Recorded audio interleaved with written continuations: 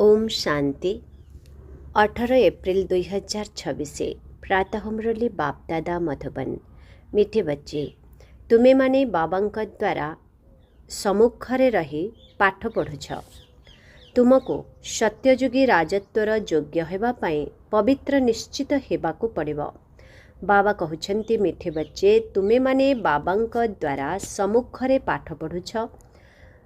तुमको सत्ययुगी राजत्वर योग्य हेबा पाई पवित्र निश्चित हेबाकू पड़िबो।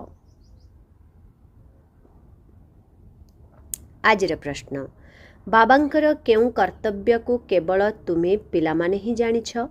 बाबांकर केउ कर्तव्य को केवल तुमे पिलामाने ही जानिछ?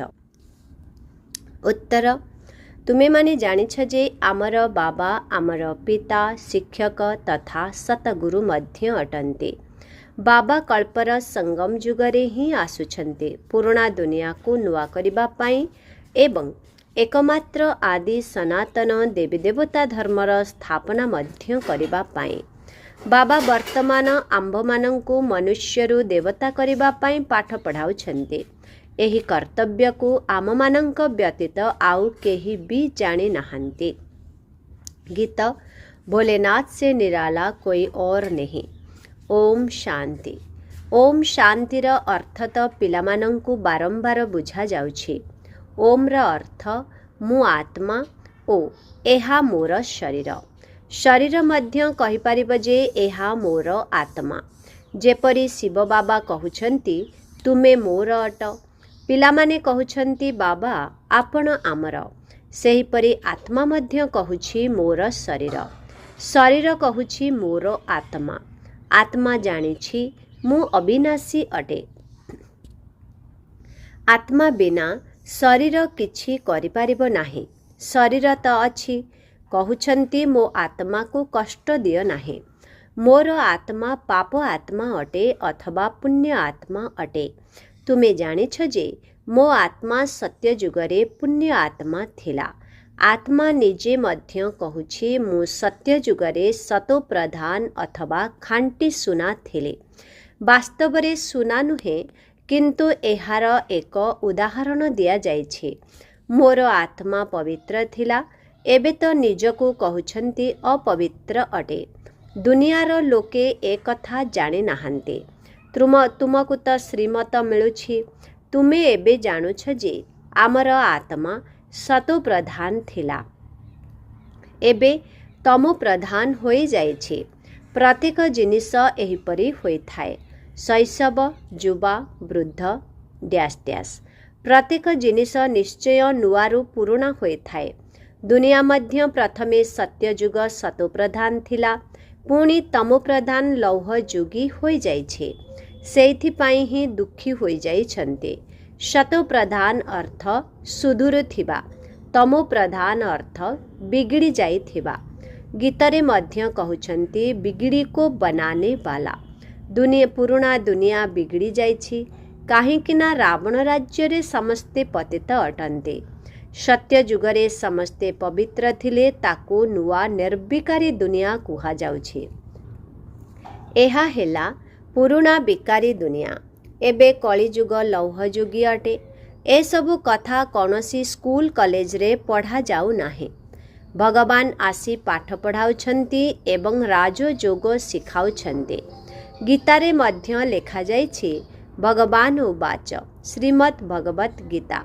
श्रीमत अर्थात श्रेष्ठ मत। श्रेष्ठरु श्रेष्ठ सर्वोच्च भगवान अटन्ते। तांकर नाम एक्युरेट शिव अटे। रुद्र जयंती अथवा रुद्र रात्रि केबे शुणी नथिबो। शिवरात्रि बोली कही थान्ते। शिव त निराकार अटन्ति। तेबे निराकारंकर रात्रि अथवा जयंती किपरि पालन करा जिवो?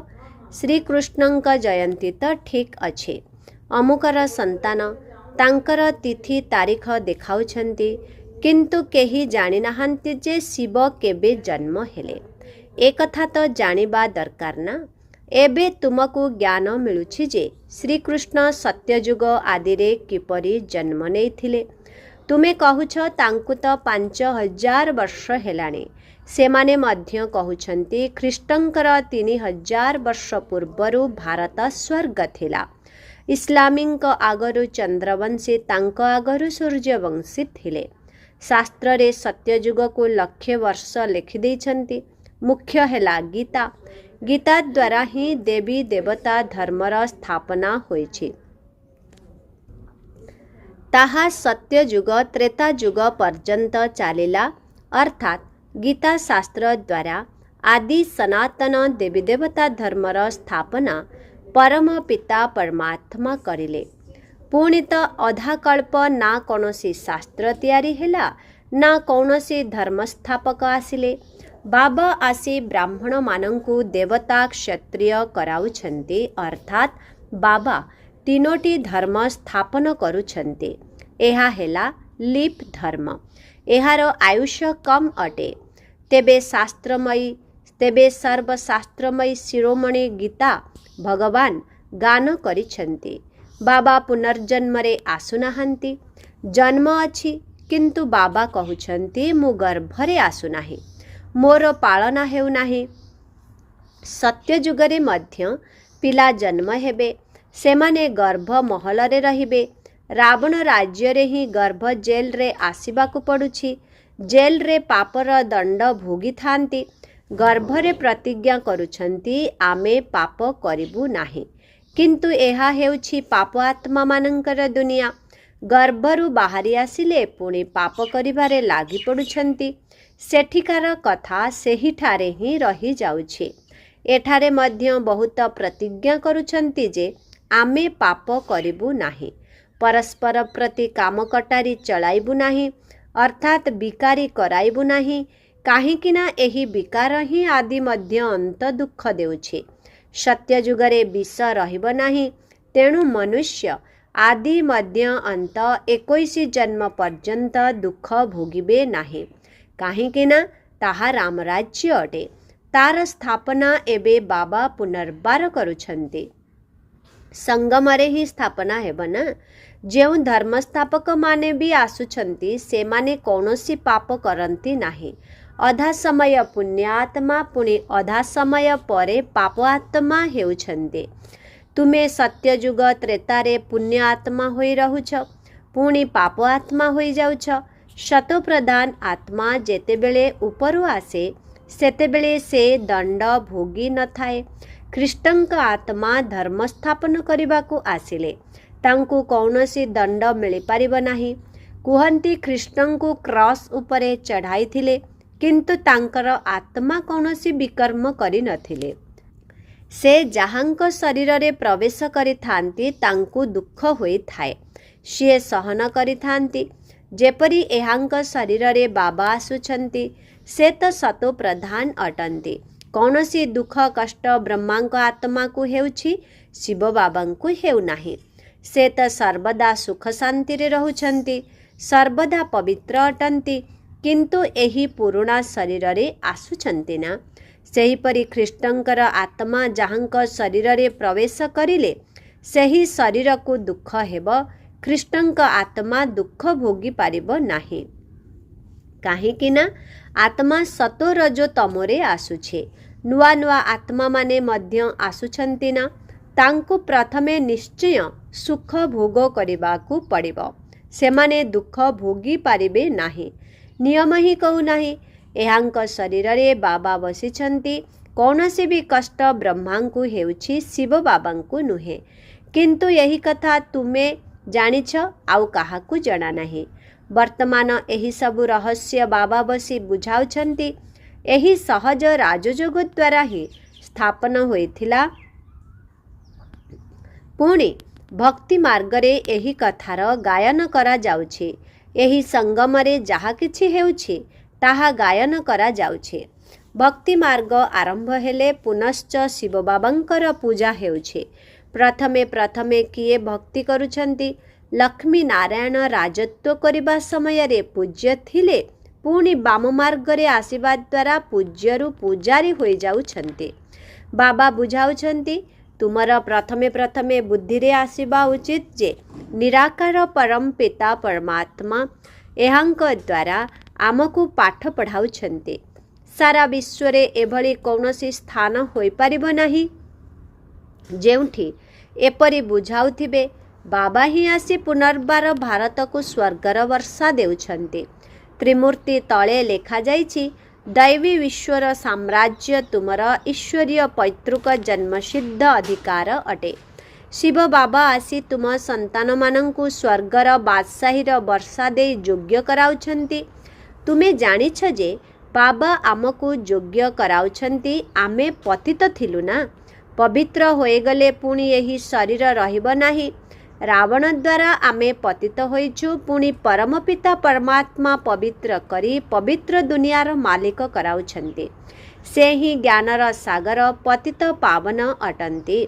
यही निराकार बाबा आमको पाठ पढ़ाउछन्ति। समस्ते तो एकाठी पढ़ी पारिबे नाही। तुमे अल्प केतेक सम्मुखरे बसिछ, बाकी अन्य सबु संतान माने जानिछन्ति। एबे शिव बाबा ब्रह्मांक शरीर रे बसी सृष्टिर आदि मध्य अंतर ज्ञान सुनाउथिबे। सेही मुरली लेखा होई आसुछि। अन्य सत्संग रे एपरी बुझु नाहांते। आजिकाली टेप रेकर्ड मध्य बाहरिछि, सेथिरे रेकर्ड करी पठाई देउछन्ति। समस्ते कुहन्ति अमुक नामधारी गुरु सुनाउछन्ति, तांको बुद्धि रे मनुष्य ही रहुछि।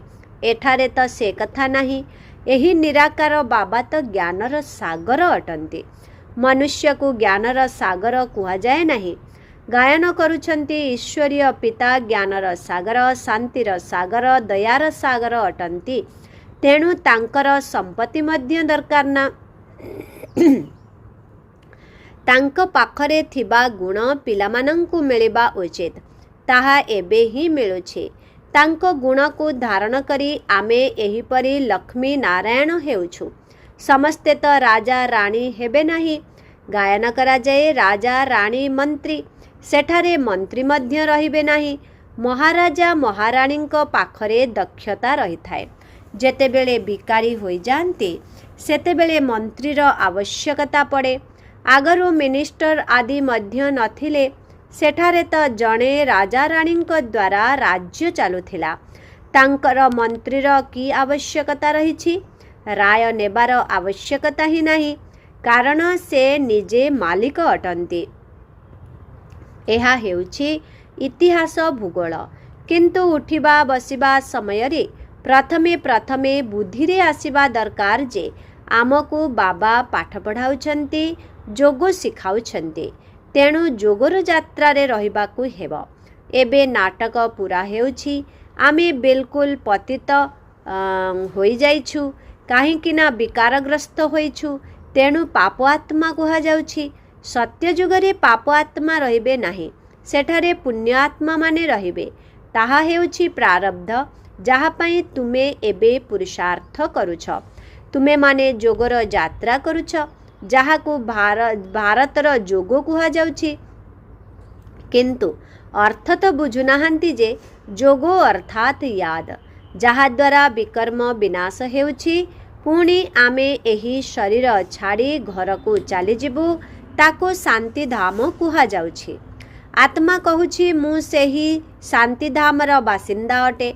मु सेठारु अशरीरी होई आसीछि। एठारे अभिनय करिबा पई शरीर नेछि।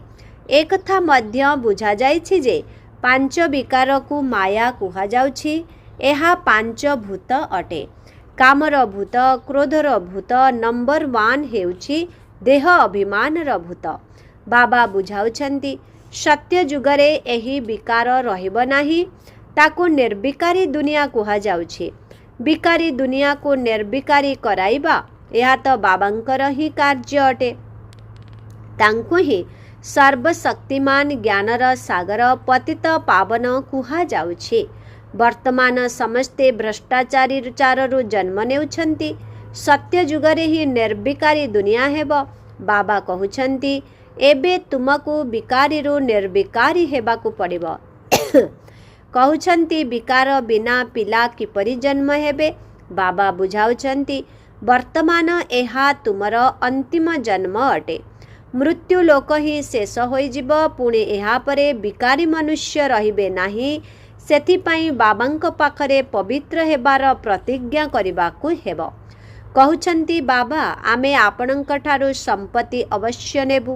ସେମାନେ ମିଥ୍ୟା ପ୍ରତିଜ୍ଞା କରୁଛନ୍ତି। ଯେଉଁ ଭଗବାନଙ୍କ ନିକଟରେ ପ୍ରତିଜ୍ଞା କରୁଛନ୍ତି ତାଙ୍କୁ ତ ଜାଣିନାହାନ୍ତି। ସେ କେବେ କିପରି ଆସୁଛନ୍ତି, ତାଙ୍କ ନାମ ରୂପ ଦେଶ କାଳ କ'ଣ ଅଟେ କିଛି ହେଲେ ବି ଜାଣିନାହାନ୍ତି। ବାବା ଆସି ନିଜର ପରିଚୟ ଦେଉଛନ୍ତି। ଏବେ ତୁମକୁ ପରିଚୟ ମିଳୁଛି। ସାରା ଦୁନିଆରେ କେହି ହେଲେ ଈଶ୍ୱରୀୟ ପିତାଙ୍କୁ ଜାଣିନାହାନ୍ତି। ଡାକୁଛନ୍ତି, ପୂଜା ମଧ୍ୟ କରୁଛନ୍ତି, କିନ୍ତୁ ତାଙ୍କର କର୍ତ୍ତବ୍ୟକୁ କେହି ହେଲେ ଜାଣିନାହାନ୍ତି। ଏବେ ତୁମେ ଜାଣୁଛ ପରମ ପିତା ପରମାତ୍ମା ଆମର ପିତା, ଶିକ୍ଷକ, ସତଗୁରୁ ଅଟନ୍ତି। ଏହି ବାବା ନିଜେ ଆସି ପରିଚୟ ଦେଉଛନ୍ତି ଯେ ମୁଁ ତୁମର ପିତା ଅଟେ। ମୁଁ ଏହି ଶରୀରରେ ପ୍ରବେଶ କରିଛି। ପ୍ରଜାପିତା ବ୍ରହ୍ମାଙ୍କ ଦ୍ୱାରା ସ୍ଥାପନା ହେଉଛି। କାହାର? ବ୍ରାହ୍ମଣମାନଙ୍କର। ପୁଣି ତୁମେ ବ୍ରାହ୍ମଣ ପାଠ ପଢ଼ି ଦେବତା ହେଉଛ। ମୁଁ ଆସି ତୁମକୁ ଶୂଦ୍ରରୁ ବ୍ରାହ୍ମଣ କରୁଛି। ବାବା କହୁଛନ୍ତି ମୁଁ କଳ୍ପର ସଙ୍ଗମ ଯୁଗରେ ହିଁ ଆସୁଛି। ଏହି କଳ୍ପ 5000 ବର୍ଷର। ଏହି ସୃଷ୍ଟିଚକ୍ର ତ ଘୂରି ଚାଲିଛି। ମୁଁ ପୁରୁଣା ଦୁନିଆକୁ ନୂଆ କରିବା ପାଇଁ ଆସୁଛି। ପୁରୁଣା ଧର୍ମର ବିନାଶ କରି ପୁନର୍ବାର ମୁଁ ଆଦି ସନାତନ ଦେବୀ ଦେବତା ଧର୍ମର ସ୍ଥାପନା କରୁଛି। ପିଲାମାନଙ୍କୁ ପଢ଼ାଉଛି। ପୁଣି ତୁମେ ପାଠ ପଢ଼ି 21 ଜନ୍ମ ପାଇଁ ମନୁଷ୍ୟରୁ ଦେବତା ହୋଇଯାଉଛ। ସୂର୍ଯ୍ୟବଂଶୀ ଚନ୍ଦ୍ରବଂଶୀ ପ୍ରଜା ସମସ୍ତେ ତ ଦେବତା ଅଟନ୍ତି। ବାକି ପୁରୁଷାର୍ଥ ଅନୁସାରେ ଉଚ୍ଚ ପଦ ପାଇବେ। ଏବେ ଯିଏ ଯେତେ ପୁରୁଷାର୍ଥ କରିବେ ତାହା କଳ୍ପ କଳ୍ପ ଚାଲିବ। ଜାଣିଛନ୍ତି ଯେ ଆମେ କଳ୍ପ କଳ୍ପ ଏହିପରି ପୁରୁଷାର୍ଥ କରୁଛୁ। ଏଠାରୁ ଯାଇ ଏହି ପଦ ପ୍ରାପ୍ତ କରିବୁ। ଏକଥା ତୁମମାନଙ୍କ ବୁଦ୍ଧିରେ ଅଛି ଯେ ଆମକୁ ନିରାକାର ଭଗବାନ ପାଠ ପଢ଼ାଉଛନ୍ତି। ତାଙ୍କୁ ମନେ ପକାଇଲେ ହିଁ ବିକର୍ମ ବିନାଶ ହେବ, ନଚେତ୍ ବିକର୍ମ ବିନାଶ ହେବ ନାହିଁ। ମନୁଷ୍ୟମାନେ ଏକଥା ମଧ୍ୟ ଜାଣିନାହାନ୍ତି ଯେ ଆମେ କେତେ ଜନ୍ମ ନେଉଛୁ। ଶାସ୍ତ୍ରରେ କେହି ପୁଣି କାହାଣୀ ଲେଖିଦେଇଛନ୍ତି 84 ଲକ୍ଷ ଜନ୍ମ। ଏବେ ତୁମେ ଜାଣିଛ 84 ଜନ୍ମ ନେଉଛୁ। ଏହା ଅନ୍ତିମ ଜନ୍ମ ଅଟେ। ପୁଣି ଆମକୁ ସ୍ୱର୍ଗକୁ ଯିବାକୁ ହେବ। ପ୍ରଥମେ ବ୍ରହ୍ମଲୋକକୁ ଯାଇ ପୁଣି ସ୍ୱର୍ଗକୁ ଆସିବୁ। ଆଚ୍ଛା, ମିଠେ ମିଠେ ଶିଖିଲ ଦେ ସନ୍ତାନମାନଙ୍କ ପ୍ରତି ମାତ ପିତା ବାପ ଦାଦାଙ୍କର ମଧୁର ସ୍ନେହ ସମ୍ପନ୍ନ ଶୁଭେଚ୍ଛା ଏବଂ ସୁପ୍ରଭାତ। ଆତ୍ମିକ ପିତାଙ୍କର ଆତ୍ମିକ ସନ୍ତାନମାନଙ୍କୁ ନମସ୍ତେ। ଆତ୍ମିକ ସନ୍ତାନମାନଙ୍କର ଆତ୍ମିକ ପିତାଙ୍କୁ ଓମ୍ ଶାନ୍ତି, ଗୁଡ୍ ମର୍ଣ୍ଣିଂ, ନମସ୍ତେ ନମସ୍ତେ ନମସ୍ତେ ନମସ୍ତେ ନମସ୍ତେ। ଶୁକ୍ରିୟା ବାବା, ଶୁକ୍ରିୟା। ଓମ୍ ଶାନ୍ତି। ଧାରଣ ପାଇଁ ମୁଖ୍ୟ ସାର 1 ନମ୍ବର। ବାବାଙ୍କ ନିକଟରେ ଯେଉଁ ପବିତ୍ର ରହିବାର ଯେଉଁ ପ୍ରତିଜ୍ଞା କରିଛ ସେଥିରେ ମଜବୁତ ହୋଇ ରହିବାକୁ ହେବ। କାମ କ୍ରୋଧ ଆଦି ଭୂତମାନଙ୍କ ଉପରେ ନିଶ୍ଚିତ ବିଜୟ ପ୍ରାପ୍ତ କରିବାକୁ ହେବ। 2 ନମ୍ବର। ଚାଲି ବୁଲି ପ୍ରତ୍ୟେକ କାର୍ଯ୍ୟ କରି ପାଠ ପଢ଼ାଉଥିବା ବାବାଙ୍କୁ ମନେ ରଖିବାକୁ ହେବ। ବର୍ତ୍ତମାନ ନାଟକ ପୁରା ହେବାକୁ ଯାଉଛି। ସେଥିପାଇଁ ଏହି ଅନ୍ତିମ ଜନ୍ମରେ ନିଶ୍ଚିତ ପବିତ୍ର ହେବାକୁ ହେବ। ଆଜିର ବରଦାନ, ସର୍ବସମ୍ପତ୍ତିରେ ଭରପୁର ହୋଇ ନିଜର ଚେହେରା ଦ୍ୱାରା ସେବା କରୁଥିବା ସଚ୍ଚା ସେବାଧାରୀ ହୁଅ। ଯେଉଁ ପିଲାମାନେ ସର୍ବସମ୍ପତ୍ତିରେ ସଦା ଭରପୁର ବା ସମ୍ପନ୍ନ ରହିଥାନ୍ତି ସେମାନଙ୍କର ନୟନ ଦ୍ୱାରା ବା ମସ୍ତକ ଦ୍ୱାରା ଈଶ୍ୱରୀୟ ନିଶା ଦେଖାଯାଇଥାଏ। ସେମାନଙ୍କର ଚେହେରା ହିଁ ସେବା କରିଥାଏ। ଯେଉଁମାନଙ୍କ ପାଖରେ ଅଧିକ କିମ୍ବା କମ୍ ଜମା ଥାଏ ତାହା ମଧ୍ୟ ସେମାନଙ୍କର ଚେହେରାରୁ ଜଣାପଡ଼ିଥାଏ। ଯେପରି କେହି ଯଦି ଉଚ୍ଚ କୁଳର ହୋଇଥାନ୍ତି ତେବେ ତାଙ୍କର ଚେହେରାରେ ହିଁ ସେହିପରି ଝଲକ ଏବଂ ଫଲକ ଅର୍ଥାତ୍ ନିଶା ଦେଖାଯାଉଥାଏ। ସେହିପରି ତୁମମାନଙ୍କର ଚେହେରା ପ୍ରତ୍ୟେକ ସଂକଳ୍ପ ପ୍ରତ୍ୟେକ କର୍ମକୁ ସ୍ପଷ୍ଟ କରିଦେଉ। ତେବେ କୁହାଯିବ ସଚ୍ଚା ସେବାଧାରୀ। ଆଜିର ସ୍ଲୋଗନ, ସମୟ ଏବଂ ସଂକଳ୍ପ ରୂପେ ସମ୍ପତ୍ତିକୁ ସଞ୍ଚୟ କରି ଜମାର ଖାତାକୁ ବଢ଼ାଅ। ଓମ୍ ଶାନ୍ତି। ଆଜିର ଅବ୍ୟକ୍ତ ଇଶାରା, ମହାନ ହେବା ପାଇଁ ମଧୁରତା ଏବଂ ନମ୍ରତାର ଗୁଣକୁ ଧାରଣ କର। ଯେତେବେଳେ ପରସ୍ପରକୁ ମିଠା ଖୁଆଉଛ ସେତେବେଳେ ଅଳ୍ପ ସମୟ ପାଇଁ ମୁଖ ମିଠା ହୋଇଯାଉଛି, କିନ୍ତୁ ତୁମେ ନିଜେ ହିଁ ମିଠା ହୋଇଯାଅ। ତୁମ ମୁଖରେ ସର୍ବଦା ମଧୁର ବାଣୀ ରହିଥାଉ। ଯେପରି ମିଠା ଖାଇବା ଦ୍ୱାରା ଏବଂ ଖୁଆଇବା ଦ୍ୱାରା ଖୁସି ହେଉଛି, ସେହିପରି ମଧୁର ବାଣୀ ନିଜକୁ ମଧ୍ୟ ଖୁସି କରିଥାଏ ଏବଂ ଅନ୍ୟମାନଙ୍କୁ ମଧ୍ୟ ଖୁସି କରିଦେଇଥାଏ। ତେଣୁ ଏହିଭଳି ସର୍ବଦା ସମସ୍ତଙ୍କର ମୁଖ ମିଠା କରୁଥାଅ। ସର୍ବଦା ମିଠା ଦୃଷ୍ଟି, ମିଠା ବାଣୀ ଏବଂ ମିଠା କର୍ମ ହିଁ କର। ଓମ୍ ଶାନ୍ତି।